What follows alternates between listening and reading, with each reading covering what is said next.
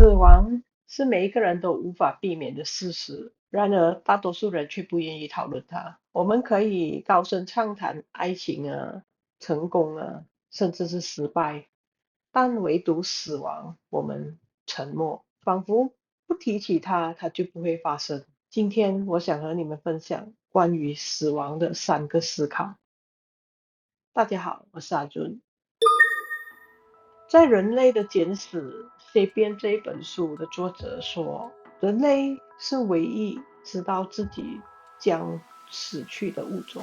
Yuval Noah Harari 他写说，从认知革命开始，世人就已经被死亡深深困扰。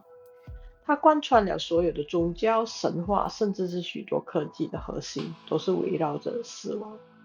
在古埃及，死亡被视为人生的高峰，而并非终点。他们建造金字塔和华丽的陵墓，远比活着的时候的房子更加的宏伟，因为他们相信那是通往永恒的入口。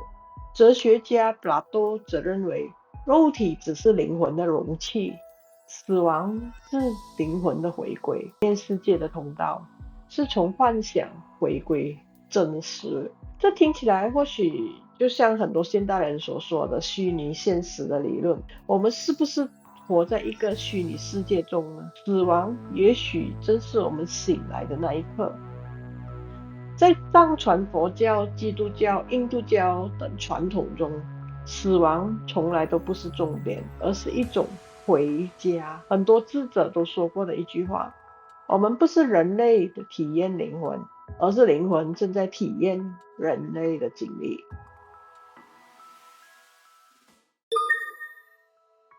当它并不是抽象的一个概念的时候，而是具体的，我们的至亲离去，或者是我们自己的大限将至之时，我们应该怎么办？2025年可以说是对我来说是一个特别沉重的年份。从年初大 S 的骤然离世，震惊了整个80、90后的华人圈。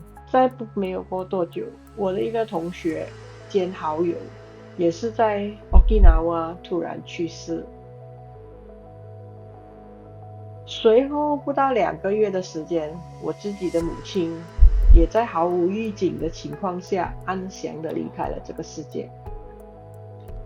那段日子像梦一样，我母亲留下的衣服、鞋子、日常所用的东西都还在，她的身影、笑容也依然清晰地停留在我的脑海，但她却真实地离开了。接连的噩耗让我们不得不去直视死亡这个课题。或许允许自己去感受悲伤，去爱，去思念，去流泪，去对话，这些才是爱的一部分。我们用记忆和感恩怀念这些已经离去的至亲挚友们，我相信他们还在的。那面对自己的死亡，则是另一种警觉。在日本的禅宗，有些修行者会在桌子上放一颗头骨，或者在坟墓旁打坐，一再的提醒自己，一切都将消失。Stoic philosopher Marcus Aurelius 曾写道：你可能在下一刻就会死去。这句话会指导你今天的行为和思想，就是我们时时刻刻想，我们可能就会不在了。将当下的这一刻，我们的行为跟我们的思想，还需不需要为这些不管紧要的事情烦恼呢？所以，当我们意识到生命的无常，我们反而会活得更加的真切，许多琐碎的烦恼就会变得不再重要，而真正的更值得我们去珍惜的是每一次的呼吸，每一次的拥抱，跟每一次的相聚。接纳死亡并不是不再悲伤了，而是不再否认这一个必然。有很多关于濒死体验 （near death experience） NDE 的故事，其实让我们可以窥见死亡的另一种可能性。一本影响深远的书叫做《天堂的证据》（Proof of Heaven），作者其实是一个神经外科医生 Dr. Eben Alexander。他在一次的意外中濒死昏迷，经历了一种不可思议的旅程。他穿越了黑暗，进入了光明，被无条件的爱包围，超越了时间跟空间。这是他书里说的。有兴趣的朋友可以去看这一本书。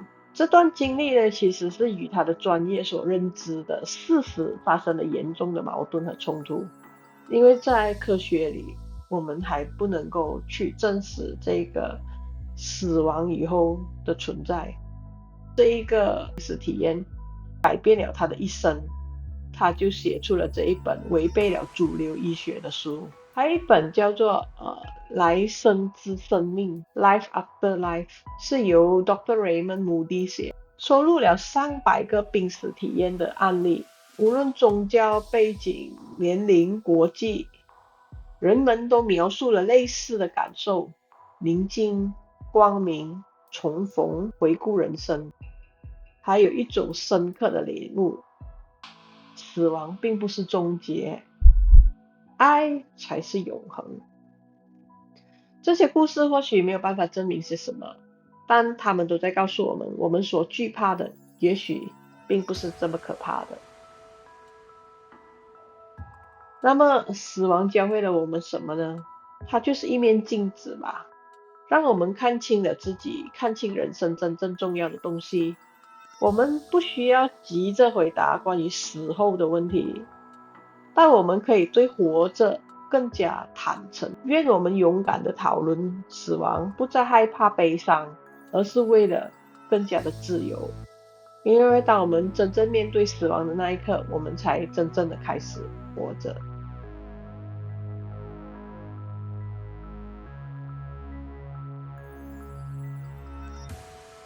谢谢大家。